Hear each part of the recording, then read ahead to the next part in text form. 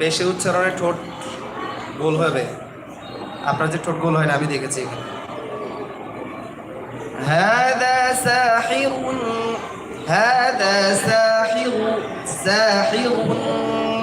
আপনার ঠোঁট গোল হয় না কেন? ক্যামেরা দেখা গেছে। এই যে তিলাওয়াতের আরেকটা পয়েন্ট, আপনার আন্তর্জাতিক তিলাওয়াত প্রতিযোগিতায় আপনার নাম্বার কাটে ফেলবেন। আপনার যদি জবরের শর্ট মেলে যায়, ওয়ালা নাম্বার কাটে যাবে।